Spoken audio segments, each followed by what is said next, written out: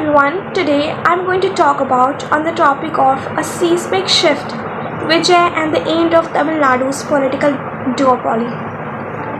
On May 4th, 2026, Tamil Nadu did something unprecedented in nearly 6 decades. It voted in a non-Dravidian party to power. A film actor with zero political experience mobilized his fan base into political force powerful enough to dismantle 59 years of alternating DMK AIADMK rule. This wasn't a narrow victory, it was landslide that reshaped the political map of India's most politically engaged state. Vijay's Tamilaga with 3 Kazagam won 108 seats out of 234. The ruling DMK was decimated. The outgoing Chief Minister M.K. Stalin lost his own constituency, a seat he had won 3 consecutive times. Even the AIADMK, traditionally strong in rural areas, was weakened, and the turnout was extraordinary, 85.1% of the highest in Tamil Nadu's history. This tells you something was different. People showed up, they voted, and they voted against status quo. Now, why this is historically significant? So, for 59 years, nearly 2 generations, Tamil Nadu operated under predictable two-party system. DMK governed for 5 years, accumulated entire incumbency, lost. AIADMK won, repeated the cycle, voters knew the rhythm. Bureaucrats navigated it. Civil society organized around it. It was stable, predictable, and completely stale. The last time a non-Dravidian party formed government in Tamil Nadu was in 1960s, before the Green Revolution, before the internet and before social media. Before anyone, the new generation was born, and then suddenly it shattered. 3 forces converged. First, anti-incumbency. The DMK had ruled for 5 years, corruption, allegations, broken promises, bureaucratic inefficiency. After 5 years, voters are exhausted. They want change, not because they necessarily know what the changes looks like, but because they want the incumbent out.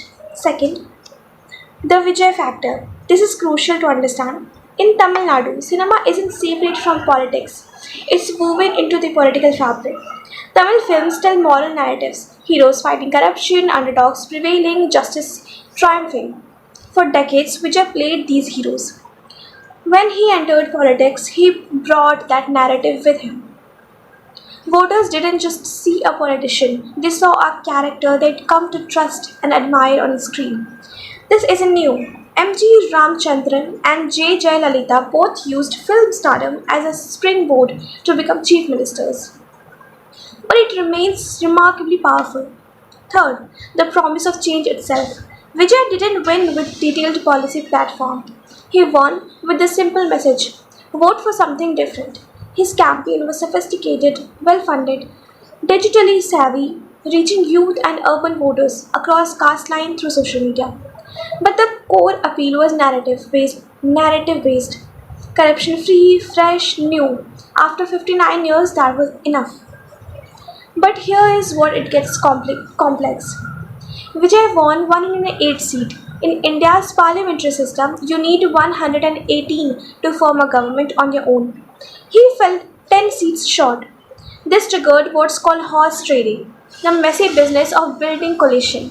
Days of uncertainty followed. The governor asked him to prove he had 118 MLA support. His chief minister designate security was temporarily withdrawn. Eventually, TVK invited Congress into coalition, and Congress accepted. They together had the numbers. This raises immediate question. What happens when Congress interests diverge from Vijay's? What happens when coalition partners demand ministerial position or policy concession? In Indian politics, coalition often fracture. The arrangement, while necessary, is fragile. Beyond coalition, there is a fundamental problem. Vijay has no governing experience. He is a film actor, beloved, successful, but still, he has never run a department, never managed a budget, never navigated bureaucracy at scale. When the first major crisis hits, a natural disaster, economic downturn, public health emergency, Voters will expect him to respond. He also promised change without defining what change means. What specifically will he do differently on education, agriculture, urban development? These details matter when you're actually governing. Narrative gets you elected, policy is what determines where you deserve re election. Beyond Tamil Nadu, this victory signals something important. The two party system is fragmenting, nationally and regionally. Regional parties are ascendant, the Congress is in decline, the BJP's dominance is being challenged. Voter loyalty is becoming more volatile. People will abandon tradition of 59 years if they believe change is possible. This is democratizing in some ways. It opens space for genuine political renewal, for outsiders to compete without relying on old machinery. But it is destabilizing in others. It privileges candidates with special appeal, financial resources, and media literacy. It favors narratives over substance. Vijay has won. Vijay is chief minister, but the hard part is just beginning. He needs to deliver on transparency and accountability, and this was his core promise. He needs to strengthen institutions rather than personalize power. He needs to prove that changing the faces in power actually changes the system, those faces within.